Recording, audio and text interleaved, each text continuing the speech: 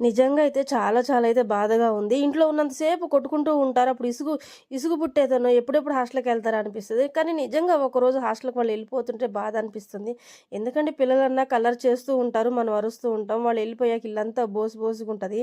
నాకైతే ఒంటరి ఫీలింగ్ వస్తదనమాట పిల్లలిద్దరూ లేకపోతే. అయితే వాళ్ళైతే కాల్ చేసి తీసుకురాండి అని గోల చేశారు. మా అమ్మాయినైతే హాస్టల్ అయితే వదిలిపెట్టేస్తున్నాము. అదేమో హ్యాపీగానే నవ్వుతుంది. బట్ నాకైతే ఏడుపొస్తుందనమాట. ఎందుకంటే ఎదురుగున్న కొట్టుకున్నా, తిట్టుకున్నా ఎదురుగుంటే అదొక ఫీలింగనమాట. ఇక్కడ మా ఆయనైతే నాకు కారు దిగంగాల్నే కారు ఒక చెట్టు కింద పార్కింగ్ జేశాడు. ఆ కాయలైతే నాకు చూడంగాల్నే అలా చూస్తున్నా ఏం కాయలా అని. "నువ్వు చూడబాక అర్థమైంది లాగు" అని కోసిస్తున్నాడు. ఎందుకంటే నా మెంటాలిటీ ఏందంటే ఏదన్నా ఒక చెట్టు మీద ఒక కాయ చూసానంటే అదొక ఆనందం అనమాట. అది కోసుకొని తినేదాకా అది మా ఆయనకి తెలుసు. అందుకే కోసిస్తున్నాడనమాట. ఇక మొత్తానికైతే కొద్దిసేపు కోసుకొని తిని ఆ చెట్టు కింద గడిపేసాము. అప్పటికే లేట్ అయిపోతుంది పద అని చెప్పేసి అయితే జాయిన్ చేసేస్తున్నాం లోపలికైతే తీసుకెళ్ళి.